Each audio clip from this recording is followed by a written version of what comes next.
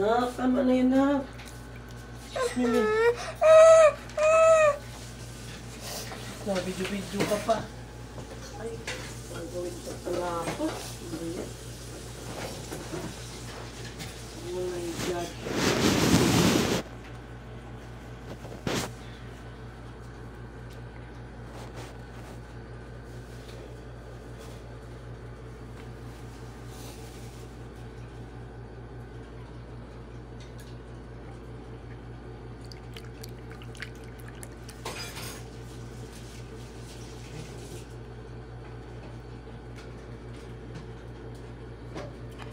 That's not.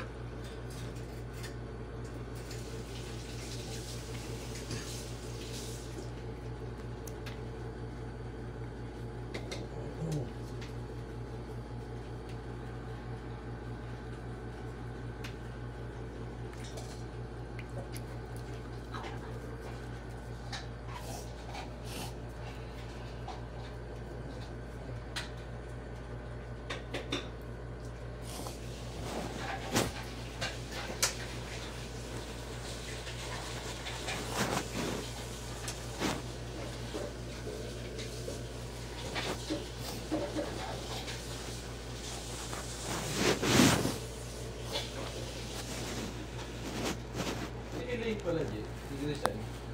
Okay. Siya ko nagtabuhuan niya. Hindi ko paano may reason.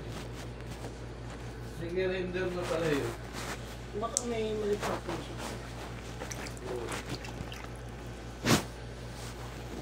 Sugat natin lang daw siya.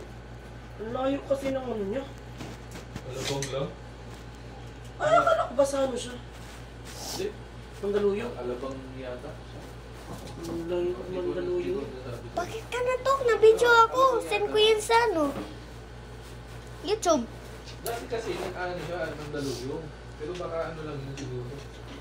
Yung... Saan ito? Wala bang yun sa yung pinagtrabuhan dati?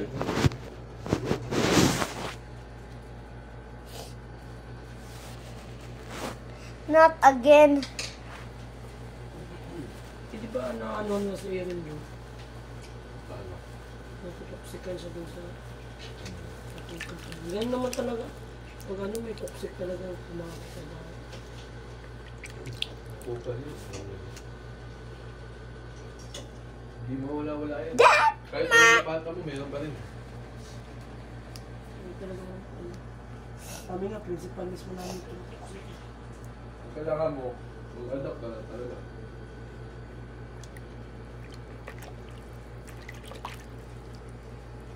Kasi yung, minsan nangyari dyan, nagkakainggitan eh.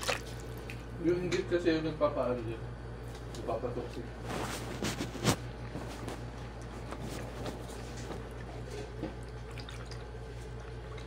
Yung atis eh, pinaka-toxic na. Yung inggit. Yung atis, pinaka-toxic na environment. Inggit. Mapatrabahan, mapa. Ano yun Trabaho, lahat. Inggit. Insecurity. Yan. Yan na nakakasira Yung atis. sa trabaho. Toxic ang amo, toxic ang katrabaho. Yan. Toxic din yung trabaho.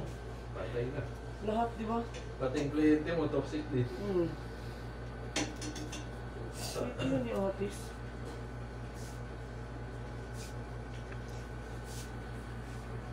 Isa katrabaho naman, nagiging toxic kasi nga, ano siya yung all around. Diba? Pag absent isa, matik, papalit ka. Nagiging toxic yung katrabaho. Okay lang naman all around, basta properly rewarded. Tsaka compensated. Ibig sabihin, ang toxic yung ano ko. Kung all around ka, nasa out mo, ganun lang. Ay, paano ka talaga dyan?